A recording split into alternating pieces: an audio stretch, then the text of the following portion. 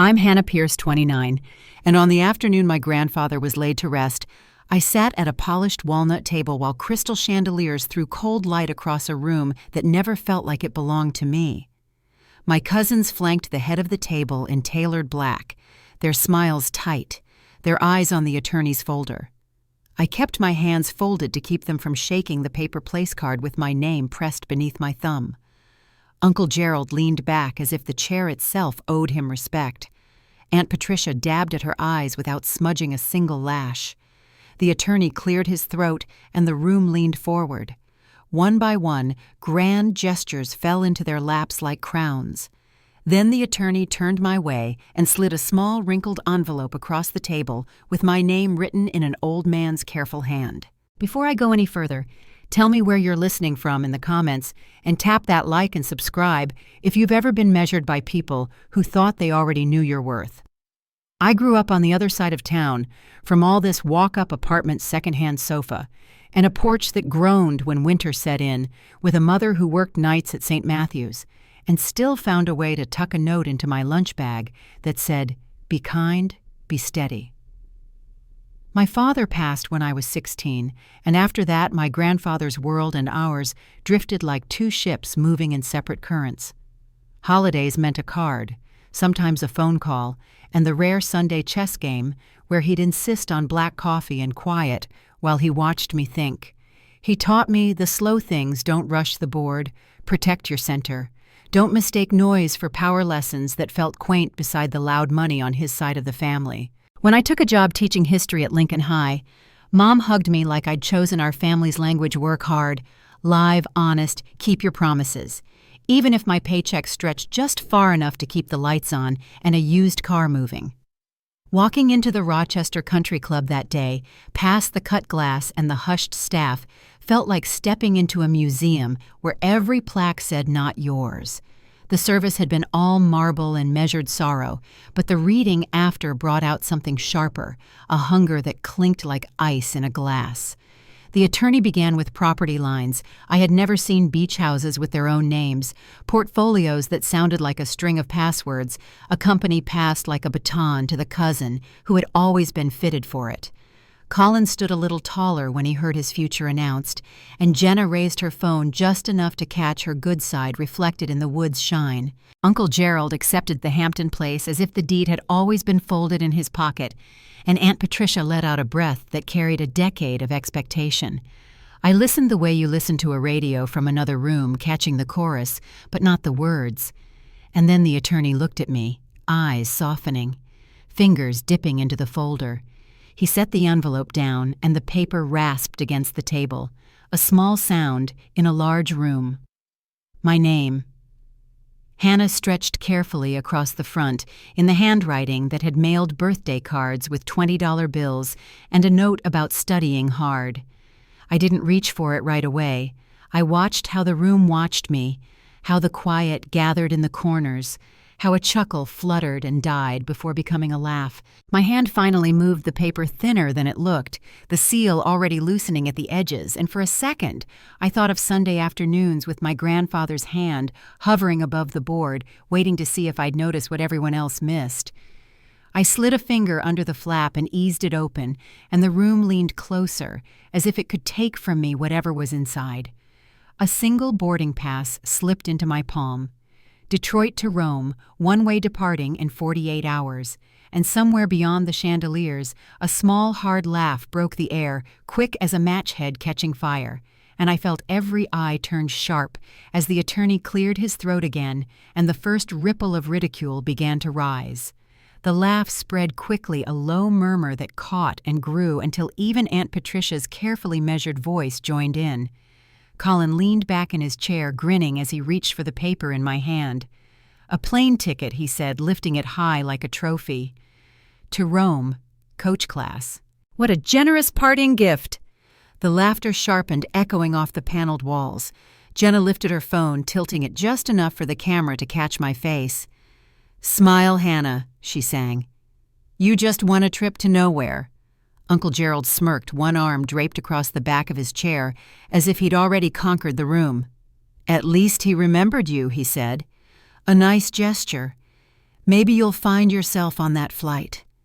I wanted to move to stand to say something that would still their voices, but my throat tightened.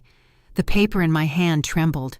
For a moment I stared at the ticket, the small black print, the single word Rome, standing alone in the middle of the page. It felt like a riddle written in a language only one person could understand. My grandfather never wasted gestures. Even when his lessons were hard, they had meaning.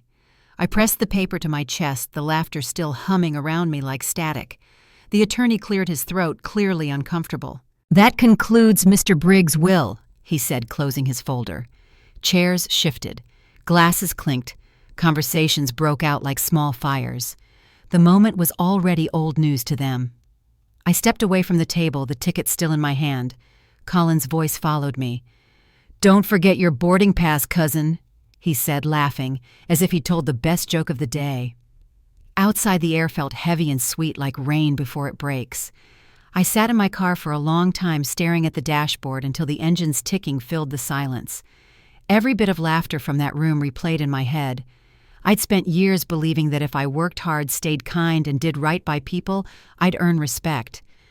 But respect in their world had a price tag. When I finally drove home, the streets were slick with evening rain. The ticket lay on the passenger seat beside me, pale against the dark. The words "one way" stood out like a dare. By the time I parked outside our building, I could see the light on in our kitchen window. Mom was home. She was still in her scrubs, her hair pulled back, a cup of tea cooling beside her when I walked in. "How did it go?" she asked softly, reading my face before I answered. I set the envelope on the table. "That's it," I said. "That's all he left me." She picked it up, squinting at the ticket. "Rome coach." I added the word, catching in my throat. Meanwhile, Colin got the company. Jenna got a penthouse and a yacht. Everyone cheered for them, and when it was my turn, they laughed. Mom turned the paper over slowly, her thumb tracing the crease. "Walter never did things without a reason," she said. "Maybe humiliation was the reason," I said, sitting down hard. "Maybe it was his way of reminding me I didn't belong." Her eyes lifted to mine, calm and steady, the same look she'd given 100 patients at 3 a.m. when panic met pain. "No, Hannah," she said. "Your grandfather taught you to look deeper. How many times did he tell you not to play the piece that's obvious?" I stared at her, the words pulling up a memory so vivid I could almost smell the coffee in his study. I was 12, watching his hand hover above the chessboard, waiting to see if I'd noticed the trap he'd set. "Don't stare at what's right in front of you," he'd said then. "The real move is the one nobody else sees." I swallowed hard. What if I'm wrong? What if it's just a ticket? What if I fly halfway across the world for nothing? Mom's voice softened, but there was iron in it. "Then you'll come home knowing you followed your gut. But if you don't go, you'll spend the rest of your life wondering why he chose you for this. Sometimes trust means stepping before you see where the path leads." The room was quiet except for the hum of the refrigerator. I turned the ticket over again and again, the paper growing warm against my fingers. My grandfather's lessons had always sounded like riddles when I was a child. Maybe this was his last one. That night, I couldn't sleep. I packed and unpacked a small suitcase 3 times before leaving it half open on the chair. The sound of rain against the window blurred into the clock's ticking. At some point, I sat down with my father's old journal, the one filled with chess puzzles and messy notes from when he'd tried to teach me Italian before he passed. A few pages near the middle were marked with my grandfather's handwriting, faint but certain. When you stop asking why, you start seeing how it's said. I closed the book and looked at the ticket again. By morning, I'd made up my mind. I called the principal's office at Lincoln High. 3 days, I said, my voice steadier than I felt. "It's personal." Dr. Watson sighed, the sound of paperwork rustling in the background. "You've never taken a day off, Hannah," she said. "Don't make this a habit." "I won't," I promised. After hanging up, I stood in front of the mirror, the same cracked edge catching the light from the window. My reflection looked tired but determined. The envelope sat beside my suitcase, no longer a symbol of humiliation, but of something I couldn't quite name yet. At the airport, the noise and motion hit me like a tide voices over intercoms, the clatter of luggage, the soft mechanical chime of boarding calls. I clutched my bag and my father's journal like they were anchors. When I found my gate, I sat between a businessman already asleep in his suit and a young mother balancing a toddler and a juice box. The hum of engines filled the air, steady and distant. The ticket crinkled between my fingers. Part of me wanted to laugh. I'd never been farther than Chicago. Now I was about to cross an ocean for a reason I didn't understand. My phone buzzed on my lap. A message from Jenna lit up the screen. Bon voyage, cousin. Send us a postcard from Coach. 3 laughing emojis followed. I turned the phone face down. When the boarding announcement came, I stood and walked down the jet bridge, each step heavier than the last. Inside the plane, I found my seat squeezed between the sleeping man and a woman already playing a movie on full volume without headphones. I fastened my seatbelt and opened my father's journal, tracing the faded ink.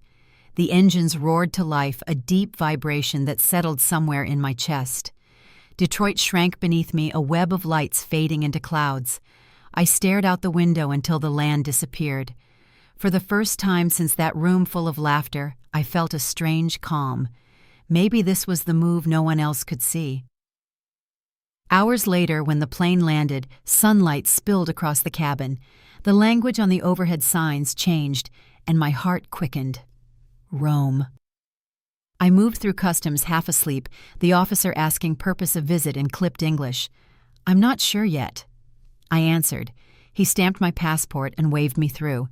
The arrivals hall was a blur of motion families, embracing drivers holding signs, tourists looking lost. I stood still for a moment, the crowd flowing around me, wondering what on earth I was supposed to do next. Then I saw it, a sign held by a man in a dark suit, my name printed neatly in bold letters, Hannah Pierce. I hesitated, my pulse climbing. The man stepped forward, his expression polite but relieved. "Miss Pierce?" he asked.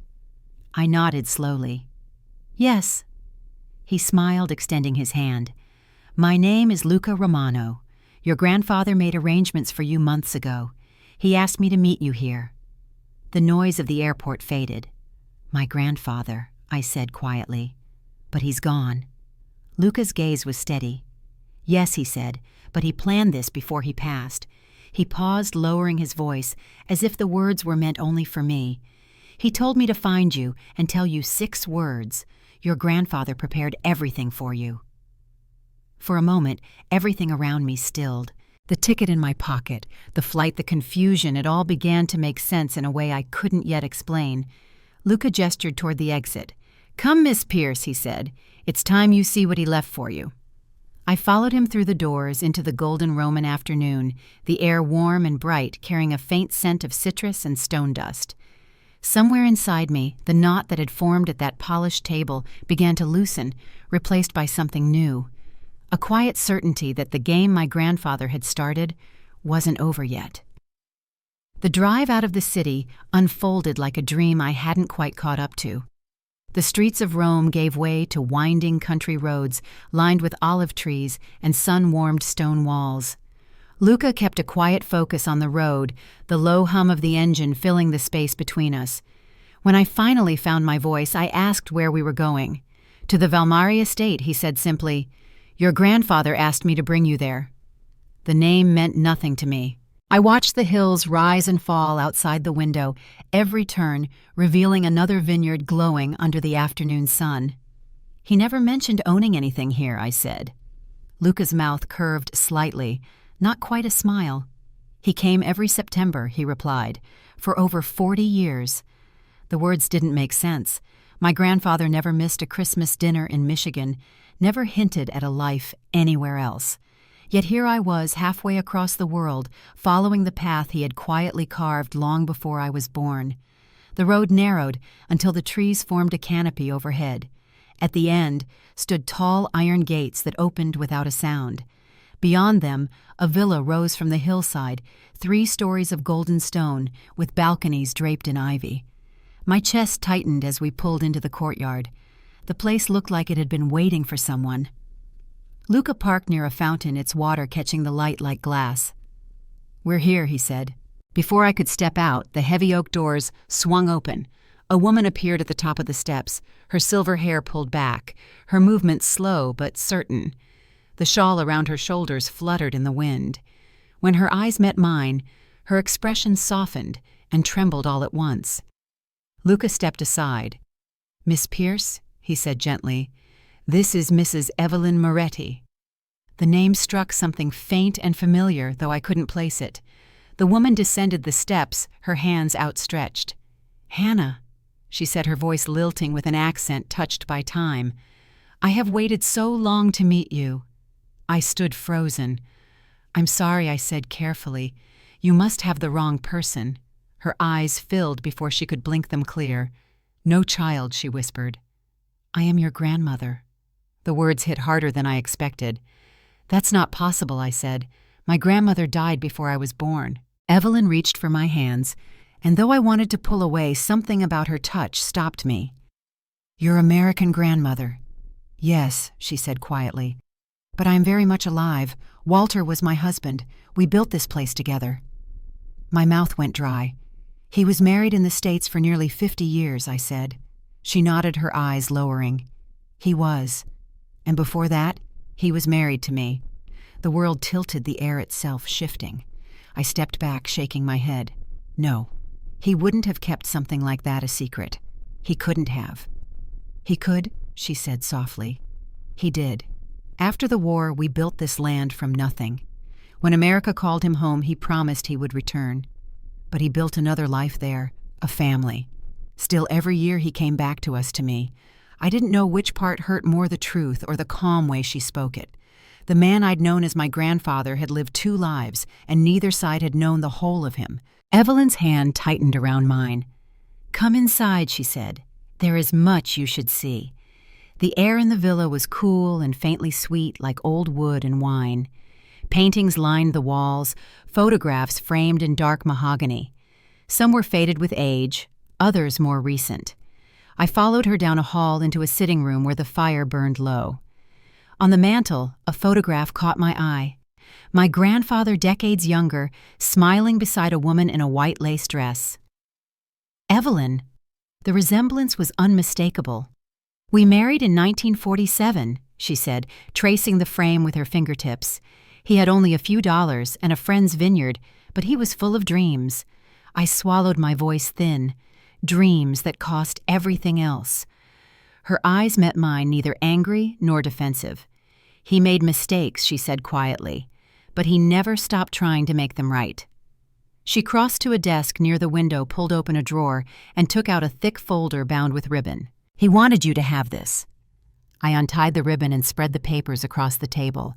Deeds, contracts, and bank statements, all bearing the name Carter Vineyards International, the corporate arm of Valmare. My breath caught when I saw the numbers. This can't be real." "It is," she said. "He built this quietly, year by year. The vineyard, the distribution, the land, 70 million by last count. He wanted it to be yours."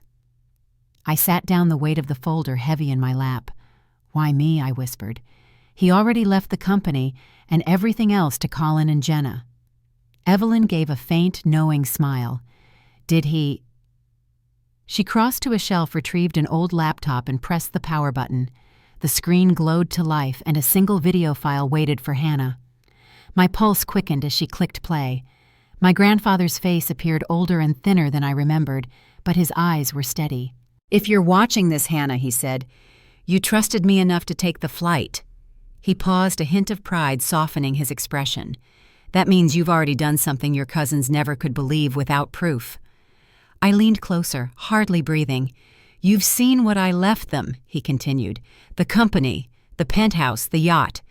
But appearances deceive. The company has been losing money for years. The penthouse is mortgaged 3 times over. The yacht leased and already overdue. I gave them what they valued most, shiny prizes with no foundation." He looked directly into the camera, his voice lower now. "But you, Hannah, never asked for anything. You came to visit me, not to scheme. That is why I leave you this place. A vineyard that produces 2 million bottles a year, cared for by families who have worked this land for generations. A legacy that matters." The room blurred as tears filled my eyes. He paused again, softer now. "Your cousins will call you soon asking for help. Be kinder to them than they were to you. That will make you better. And remember, my girl, the best moves are the ones no one sees coming. Checkmate." The screen went black. I sat still, the glow fading across my face. Evelyn placed a gentle hand on my shoulder. "He spoke of you often," she said. "Every visit, every year. He said you were the only one who truly understood him." The weight of the folder pressed into my lap. Every lie, every insult from that funeral spun back through my mind. Only now the meaning had changed. The empire they flaunted was hollow. The joke they made at my expense had turned into the truth they'd never see coming. I closed the folder, my voice low. "He always said to play the long game." Evelyn nodded. "Now it's your turn." Through the window, the vineyard stretched across the hills, glowing under the setting sun. For the first time since the reading of that will, I felt steady. The laughter that once humiliated me had turned into something else, a memory of noise fading behind me as the real inheritance waited ahead. Outside, the last of the daylight settled over the vines. I stood beside Evelyn on the terrace, the air rich with earth and promise. "What happens now?" I asked. She looked out over the land her hands had helped plant. "Now," she said softly, "you decide what kind of legacy to keep." The wind rustled through the leaves, carrying the scent of grapes and dust. Somewhere in the distance, I could almost hear my grandfather's voice again, calm, patient, waiting for me to make my move. Morning sunlight spilled through the shutters of the guest room, washing the old plaster walls in pale gold. I woke to the sound of voices outside, steady, rhythmic, almost musical. When I stepped onto the terrace, the view opened across the vineyards, endless rows of vines glistening under the dew. Workers were already in motion, laughter and conversation threading through the fields as they lifted baskets and checked the leaves. It was a rhythm I didn't know but somehow recognized, like hearing the echo of a song I'd forgotten I knew. Evelyn found me standing at the railing. "He used to start every morning this way," she said softly. "He said the vines taught him patience." I looked at her, unsure how to respond. She gestured toward a path leading downhill. "Come, Hannah, there's someone you should meet." We followed the path until the scent of earth and grapes filled the air. Near the edge of the vineyard, a man waved from behind a row of trellises. He wore a wide-brimmed hat, sleeves rolled to his elbows, his hands stained with soil and sun. "Signora Moretti," he greeted, smiling warmly before turning to me. "You must be Hannah. I'm Marco De Luca. Your grandfather and I worked together for more than 20 years. He shook my hand firmly, his palms rough from decades of labor. "He talked about you," Marco said. "Every harvest he'd tell stories about his granddaughter back in America. Said you had a steady mind and your grandmother's heart." The words caught me off guard. My grandmother's heart. It felt strange hearing that from a man I'd just met. Evelyn nodded toward the vines. "Show her what he built." Marco led me between the rows, explaining how each section of land told a story. He came here with almost nothing, he said, but he understood growth, how roots needed struggle to deepen. That's what makes the best wine. His voice was calm, but his eyes carried weight. He believed the same about people. We stopped at a stone archway leading to a small cellar built into the hillside. Inside, the cool air smelled of oak and fermenting grapes. Barrels lined the walls, each marked with a date and the initials WB. Marco ran his hand across one of them. "He made this batch the last year he was here," he said quietly. "Said it would be ready when his granddaughter arrived." My throat tightened. Evelyn reached for my hand. "He was proud of you," she said, "even when you didn't know what he was planning." In that dim light, something shifted inside me. The humiliation I'd carried from the funeral began to loosen, replaced by a quiet understanding. He hadn't left me a ticket as punishment. He'd sent me toward the truth he couldn't speak aloud. We walked back up to the house, the afternoon sun warming the courtyard stones. Inside, the air smelled faintly of lavender and dust. Evelyn guided me to the study, a room filled with leather-bound books, framed letters, and stacks of ledgers. "He spent his final years in this chair," she said, touching the worn armrest. "Writing letters he never mailed, and one message he made sure you would find." She handed me an envelope sealed with red wax. My name written in the same shaky script I'd seen on the plane ticket stretched across the front. My hands trembled as I broke the seal. Inside was a single sheet of paper folded twice. "My dearest Hannah," it began. "If you are reading this, then the world has already told you half the story. The other half lives here in the soil and in the people who kept their faith when mine faltered. This land is my apology and my promise. You will know what to do when the time comes." The words blurred for a moment before I could finish. He hadn't asked for forgiveness. He had passed me the weight of his unfinished work. Evelyn placed a small brass key in my hand. "He left one more thing," she said, "in the chapel." The small stone chapel sat at the far edge of the vineyard, its bell tower barely visible through the cypress trees. Inside, light filtered through stained glass, coloring the dust in red and blue. At the front, beneath a carved wooden cross, stood a cabinet locked with a narrow keyhole. The key fit perfectly. Inside was a single bottle of wine wrapped in linen. Its label handwritten read, "Inheritance 2024 for Hannah." Beneath it a folded map and another note. "Trust the ones who work the ground, not those who stand above it. When they call, you'll know what to do." I ran my fingers over the glass, the letters drawn with care. It wasn't about the wine or the money. It was about what he'd built quietly away from the noise of wealth and status. He'd left me not an empire of glass towers and stock portfolios, but something alive, something real. That evening, Evelyn and I shared dinner on the terrace. The sky glowed pink and amber, the hills fading into shadow. She poured a glass of the vineyard's vintage and raised it toward me. "To new beginnings," she said. I nodded, the weight of the day still heavy, but steadier now. To finishing what he started. The next morning I woke early, unable to shake the feeling that something had shifted again. The estate was quiet except for bird song and the low hum of machinery in the distance. I walked to the edge of the vines, the cool earth soft beneath my shoes. For the first time in years I felt unafraid of what came next. I didn't know then how soon the first call would come or how quickly the world I'd left behind would start to crumble. But standing in that golden light surrounded by everything he had hidden for a lifetime, I understood what my grandfather had meant all along.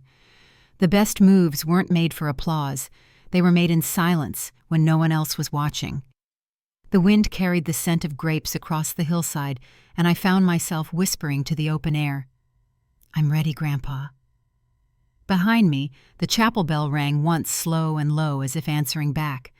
The following weeks passed in a quiet rhythm that felt almost sacred. Each morning I joined Marco and the workers before sunrise, the vineyard still cloaked in mist. The rows stretched endlessly, silver leaves glistening in the early light. We worked side by side, pruning, tying, listening to the hum of bees and the low rumble of tractors in the distance. My hands blistered, then toughened. The dirt found its way into every crease of my palms, and somehow that made me feel more grounded than I ever had back home. Evelyn watched from the terrace most days, a shawl over her shoulders, her face unreadable. She'd wave as I passed sometimes with a basket of bread and cheese, waiting when the morning sun grew harsh. At night we'd sit together at the long kitchen table, the windows open to the scent of the vines and cicadas singing beyond them. She told me stories about Walter's early years here, how they'd lived off borrowed tools and late harvests, how he'd learned to speak the language by bargaining with vineyard hands over bushels of grapes. One evening I found myself asking a question that had hovered since I'd arrived. Did he ever talk about us? About my father? Evelyn's hand paused halfway to her glass. For a moment she didn't answer. Then she nodded slowly. He did. More than you'd think. He regretted leaving, but pride kept him from saying it out loud. Her words sank into the quiet between us. The only sound was the faint ticking of the clock and the soft rustle of the night breeze. For years I'd believed my grandfather had simply chosen another side of the family, but hearing her speak, I realized the truth had been heavier than that. Two lives carried too long until one finally broke under the weight of the other. The next morning, Marco waved me over as I was checking irrigation lines. "There's something you should see," he said, leading me toward the small office near the storage barn. On the desk lay a stack of folders, each marked with Walter's initials. "These are the distribution records," Marco explained. "He wanted you to understand the full picture. The estate doesn't just grow grapes, it runs contracts across Europe and the States. He handled it quietly, but you'll need to take it over now." The pages were filled with numbers, invoices, shipment routes, all neatly organized. Beneath the paperwork was an envelope sealed in the same red wax as the letter Evelyn had given me. Inside, in my grandfather's familiar handwriting, were simple words: "The vineyard will thrive as long as it stays honest. When greed comes calling, remember who tends the roots." That evening I sat outside the old chapel again, the bottle marked Inheritance 2024 resting beside me. The cork was still intact, the label slightly smudged. The air was thick with the scent of ripening grapes and distant rain. I thought about everything he'd left behind, the chaos back home, the empire built on appearances, the quiet strength of this place that no one knew existed. For the first time, I understood why he'd sent me the ticket. He wasn't teaching me about wealth, he was teaching me how to protect what was real. The phone call came 2 weeks later, just after dusk. I almost didn't answer. The number flashed across the screen, one I hadn't seen since the funeral. When I finally picked up, Colin's voice came through unsteady and strained. "Hannah, thank God. I've been trying to reach you." I stepped out into the courtyard, the stones cool under my bare feet. "Why are you calling me?" His breath hitched on the other end. "The company, it's collapsing. The accountants found losses we can't cover. Investors are pulling out and the banks froze everything. Grandfather's holdings were the only thing keeping us afloat." I stayed silent, listening to the panic in his voice. "It's all unraveling," he continued. "The penthouse, the yacht, they're gone. Even the Hampton estate. The bank took it this morning. We're drowning, Hannah. You have the vineyard, don't you? You can help us." The air around me felt still, almost too still. "Help you?" I asked. He exhaled sharply. "We know we were awful to you. I know what we did at the will reading was cruel. But please, you're the only one who can save what's left." I pressed my hand to the stone wall, grounding myself. "Do you remember laughing at me?" I asked quietly, filming it. "Telling me that I'd been given nothing." The silence on the line was heavy. "I remember," he said finally. His voice cracked. "We were wrong." Behind him, I could hear someone crying. Jenna, probably. Then she came on the line. "Hannah, please," she said, her tone trembling. "It's all gone. The penthouse, the cars, everything. I don't even care about that anymore. I just don't want to lose our family." Their voices tangled together. Fear, regret, desperation. For years they had spoken to me like I was beneath them, and now they were reaching out as if I was the only thing left standing. My grandfather's final words echoed in my mind. "Be kinder to them than they were to you. That will make you better." "I'll think about it," I said. Colin's voice broke. "Please, Hannah, we're out of options. Don't let the Briggs name die like this." Before I could answer, the line went silent. I stood there in the courtyard, the cicadas loud in the distance, my phone still warm in my hand. The moon hung low over the hills, and I thought of Walter's video message, the way he'd leaned forward at the end, his eyes calm and certain. The best moves are the ones no one sees coming. I turned toward the vineyard, its rows stretching into the darkness. I could leave them to face the ruin they'd built. I could let every cruel word they'd ever spoken echo back on them. But another part of me, the part that still believed in the quiet lessons of chessboards and harvest seasons, knew this wasn't the end of the game. The next morning, I met Evelyn on the terrace. "They called," I said simply. She studied my face for a long moment before nodding. I wondered how long it would take. "What should I do?" I asked. Her expression softened. "Do what your grandfather taught you," she said. "Play for meaning, not for victory." The wind rustled through the vines below, carrying the scent of ripe fruit. I thought of the letter, the wine bottle, the land that had survived decades of secrets. My grandfather had trusted me to carry this forward. And now, with everything in their world crumbling, I finally understood why. I looked out over the hills, the sun rising over the vineyard like a slow, deliberate move across the board. Somewhere deep inside, I felt the first flicker of resolve take shape. I wasn't done playing, not yet. A week after that phone call, the hills around the estate began to blush with autumn. The harvest was near, and the vineyard moved with quiet urgency. Crates, clattered voices carried across the fields, and the scent of ripened grapes lingered in the air. I tried to lose myself in the rhythm of it, but my thoughts kept circling back to the voice that had cracked through the phone line, Colin's voice pleading for help. Every evening I'd walk the same path past the chapel, the folded letter from my grandfather tucked inside my pocket. His words felt heavier now. Be kinder than they were to you. I repeated them like a prayer, though part of me wasn't sure I could live up to them. Evelyn seemed to know what I was wrestling with. One night she joined me on the terrace, her shawl wrapped tight around her shoulders. You don't have to answer them right away, she said, but you do have to decide what kind of woman you want to be when you do. 3 days later, another call came. I almost ignored it, but something made me pick up. This time Colin's voice was quieter, stripped of its usual bravado. We're in New York, he said. We want to see you in person.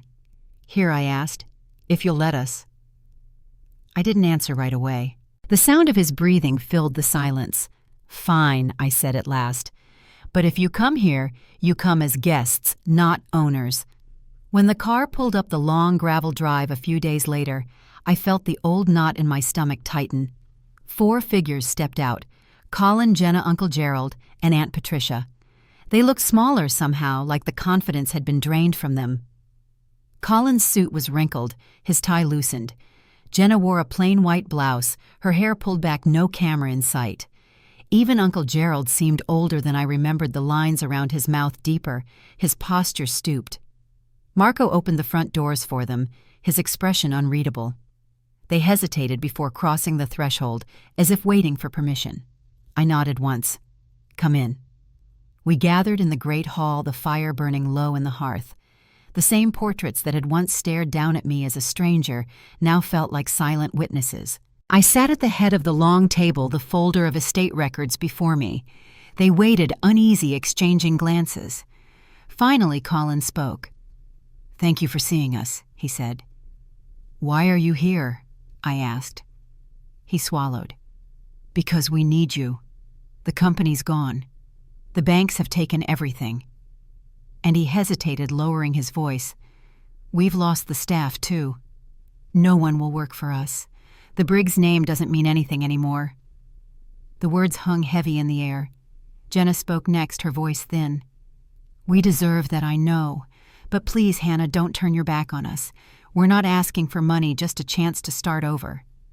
I leaned back in the chair, studying them. The silence stretched long enough that the fire popped behind me. You mocked me, I said quietly. You filmed me like I was some joke. You called me a charity case. Tell me, why should I believe anything you say now? Uncle Gerald looked down at his hands, his voice rough when he finally spoke. Because we were blind, he said. We thought wealth meant strength, but your grandfather's last move proved we didn't understand him at all. You did. For a moment, I saw the faintest flicker of the man my father used to describe when I was a child, the ambitious son who wanted to live up to his father's legacy before ambition turned to greed. I exhaled slowly. You want redemption, I said. Then you'll earn it. They all looked up. Colin, you'll manage distribution for Valmeri in the States, I said. No ownership, no salary beyond what's fair. You'll answer to me directly. He hesitated, pride warring with desperation. Then he nodded. I'll do it. I turned to Jenna. You have a gift for presentation. Use it for something real this time. Work with Marco's team. Learn the business from the ground up. No filters, no shortcuts. Her voice shook. You mean, here, yes. You'll live here until you've learned what work actually feels like. She wiped at her eyes, nodding. I'll do it. Then I looked to my aunt and uncle. They waited, still hoping for a piece of the life they'd lost. You've had every luxury and every second chance, I said. You'll have to build something of your own now. I can't give you that. Patricia's lip trembled. Please, Hannah. No, I said softly. This isn't revenge. It's reality. You taught me that family only counts when it's convenient. I'm teaching you that real worth comes from earning it. The fire crackled behind us, the sound sharp and final. For a long moment no one spoke. Then Colin rose, his shoulders heavy, but his voice steady. Thank you, he said, for giving us more than we deserve. As they turned to leave, I stopped them. There's one more thing, I said. They looked back, uncertain. You'll never speak about this estate to anyone. Not the press, not your friends, no one. What happens here stays between us. Agreed. They nodded, and for the first time I believed they meant it. After they left, I stayed in the hall, long after the sound of the car faded down the drive. The firelight flickered against the stone walls, painting everything in gold and shadow. Evelyn joined me quietly, placing a hand on my arm. "You did right," she said. "I don't know if they'll change," I admitted. She smiled faintly. "Maybe not. But you've given them the only thing that might make them try." Outside, the night air was cool, the sky clear over the hills. I walked out onto the terrace, the vineyard stretching before me, endless and alive. Somewhere in the dark, I could almost hear Walter's voice again, low, patient, reminding me that the best moves were made not in anger, but in grace. The next morning I found Jenna already in the fields beside Marco, her hands clumsy but determined as she learned to prune the vines. Colin had sent an email before dawn, the subject line simple, "First reports attached." I hope I'm doing this right. I watched them from the edge of the terrace, a quiet strength settling in me. For years they had measured life in what could be flaunted. Now they were learning what could be built. As the sun climbed over the valley, I turned toward the house. My mother would be arriving soon from Detroit, her first visit since I'd left. She'd finally see what her father-in-law had hidden, and what he'd chosen to give to the one person no one had expected. The vineyard shimmered in the light, a sea of gold and green rolling toward the horizon. I could almost hear his final words again, carried on the wind like a blessing. "Checkmate, my girl." And for the first time, I didn't feel like the overlooked granddaughter anymore. I felt like the true heir to everything he'd meant for me to find. Autumn deepened into harvest, and the hills turned the color of rust and gold. Each morning began with the hum of tractors, the soft rustle of leaves, and the laughter of workers moving between rows of vines. It was the first full harvest under my care, and though my name was new to the operation, the people welcomed me with quiet respect. They'd known Walter's patience, his discipline, his kindness, and they treated me as an extension of that trust. Jenna had become part of the rhythm, too. She rose before dawn, her hands stained with soil, her hair tied back in a messy knot. She didn't ask for shortcuts anymore. She listened when Marco taught her about pruning or fermentation, and when she smiled now, it wasn't for a camera. One evening, as the sun dipped low, she looked across the field and said, "He must have known we'd need this. Something real to hold on to." Colin stayed in New York sending detailed reports every week. The tone of his emails had changed, humble direct, filled with numbers and questions instead of demands. Sometimes he'd end with a simple line, "I hope I'm doing right by him." I could almost hear his grandfather's voice answering that unspoken plea. When my mother arrived from Detroit, her first glimpse of Valmary left her silent. She stood on the terrace, one hand shielding her eyes, as she took in the endless rows of vines glowing under the afternoon sun. "He built all this," she whispered. "He did," I said, "and now it's ours."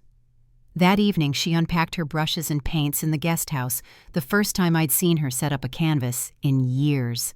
She worked near the open windows, painting the hills, as the light changed her face peaceful, in a way I hadn't seen since before my father died. Watching her, I realized that what Walter had given me wasn't just an inheritance, it was a kind of healing that reached farther than I'd expected. A few days later, Marco brought me the first bottle of the new vintage. The label had been printed that morning, simple black text reading, "Valmare 2024 Reserve." He handed it to me with a small smile. He would have been proud, he said. That night, I invited everyone, workers, staff, family, to gather in the courtyard. Long tables stretched under strings of lights and platters of roasted vegetables, and fresh bread filled the air with warmth. Jenna sat beside Marco's wife, laughing at something in broken Italian. My mother poured wine for the workers, her laughter soft and full. The world that had once felt divided by secrets, by shame, by greed, had finally come together around a single table. As the evening deepened, Colin's voice came through a call on the speakerphone. To Hannah, he said, his tone unsteady, "For rebuilding what we all managed to break." The crowd cheered, and I could hear his voice catch as he added, "And to Grandpa for knowing which one of us deserved to lead."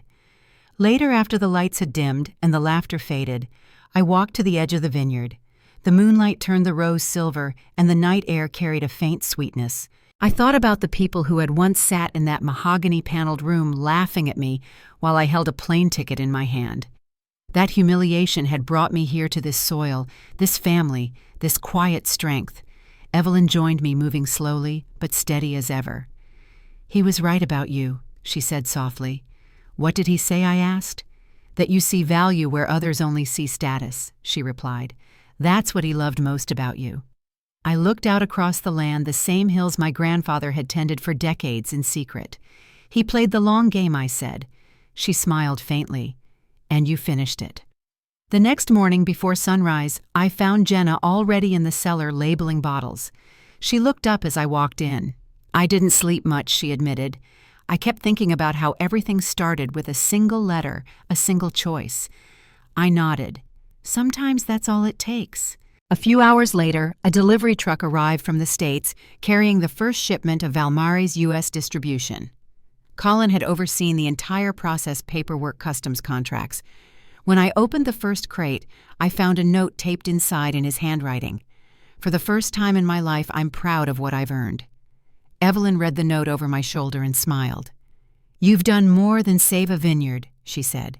"You've changed the meaning of this family." That evening, after the final deliveries were loaded, I stood on the terrace overlooking the valley. The sun bled into the horizon, casting a red glow across the vines. My mother sat nearby with a paintbrush in her hand, capturing the moment in careful strokes.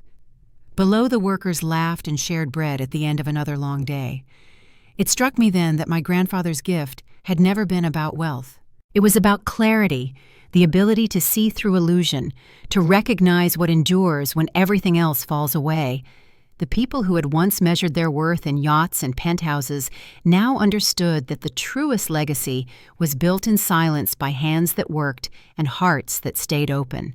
When the first stars appeared, I went inside and opened the study door. The chessboard still sat by the window, the last game Walter had ever played, half finished. I moved one of the pieces a night just as he used to, and whispered, "Checkmate." Outside, the vineyard lights glowed like fireflies across the hills, and I felt something settle quietly inside me. Not triumph, not even relief, just peace. The world I'd known had come full circle, not through revenge, but through understanding. And though there was still one final piece of my grandfather's story left to uncover, I knew now that whatever he'd built, he had built it for love, not legacy. The wind carried the faint scent of grapes and earth through the open window, and somewhere beyond the hills a bell rang, once clear and low, as if signaling the closing of a chapter. I closed my eyes, ready for whatever came next. The last light of the season poured across the vineyard like honey, warm and steady, catching the edge of every leaf. I stood on the terrace with a cup of coffee, the air cool against my skin. Down below, the workers moved easily through the rows, their laughter carrying across the valley. The harvest was done, and for the first time in years, I felt a calm that didn't need to be explained. Jenna had changed more than I could have imagined. She still moved quickly, still loved to talk, but the restless edge was gone. She'd found a quiet pride in the work, tracking orders, organizing shipments, tasting the blends she helped bottle. There was dirt under her nails now, and purpose in her voice. Sometimes she'd stop mid-conversation and say, "You know, I used to think all of this was beneath me. Now I can't imagine living any other way." I believed her. Colin sent reports every week from New York, each one more thoughtful than the last. He'd downsized to a small apartment in Queens, working long hours to rebuild the U.S. distribution network for Valmari. He didn't hide behind his old arrogance anymore. His messages were practical, grateful, and always ended with a simple, "Thank you for trusting me." It wasn't the kind of apology that comes with tears. It was the kind that comes with change. My mother Marion had settled into the guest house as if it had been waiting for her all along. She painted everyday canvases stacked against the wall, the scent of oil and turpentine floating out the open door. One afternoon she called me over and turned a canvas toward me. It was a painting of the vineyard at dusk, the rows of vines melting into gold. In the corner she'd signed her name beside my grandfather's initials. "He built this for you," she said softly. "But I think in a way he built it for me too." Evelyn watched us from the terrace, her eyes bright despite the years etched around them. She and my mother had grown close, bound by stories of the same man told from different halves of his life. They never spoke of him with bitterness, only understanding. Walter had loved them both in his own imperfect way, and together they'd turned his secret into something whole. That evening, as the sky dimmed, Marco set a long table in the courtyard. The last bottle of Valmare 2024 Reserve sat in the center, its label gleaming under the lights. Everyone gathered, workers, family, neighbors who had helped through the harvest. Evelyn raised her glass, her voice carrying softly through the night. To Walter, she said, "Who taught us that time tells the truth? No one else can." I lifted my glass, the reflection of the vineyard flickering in the wine, and to the people who keep that truth alive, I added. Around the table, the glasses touched with a quiet ring, the sound drifting into the warm evening air. Later, after the laughter faded and the candles burned low, I walked back toward the house. The old chessboard still sat by the window in the study, the same one my grandfather had used to teach me his favorite lesson, patience before power. I reached out and moved the final piece into place. "You won," I whispered. Then I paused, smiling faintly, but so did I. The next morning I woke early to the sound of church bells in the distance. The sun was just beginning to rise, brushing the hills in pale gold. I stepped outside, breathing in the scent of grapes and earth. Everything that had once felt fractured our family, our name, even my own heart, had finally come together here in this quiet place, built from truth instead of pride. Standing there, I realized that justice doesn't always come loud or fast. Sometimes it grows slowly, like roots finding their way through stone, breaking it apart until there's room for something new to bloom. My grandfather hadn't left me riches. He'd left me clarity, the wisdom to know that dignity means holding your ground, even when the world laughs, and kindness means choosing grace when bitterness would be easier. As the sun climbed higher, I could hear my mother humming from the studio and the sound of Jenna's voice calling orders down by the cellar.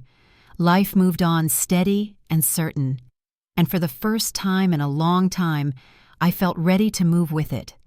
If you've ever carried something heavy, an injustice, a silence, a wound that no one saw, let this be your reminder.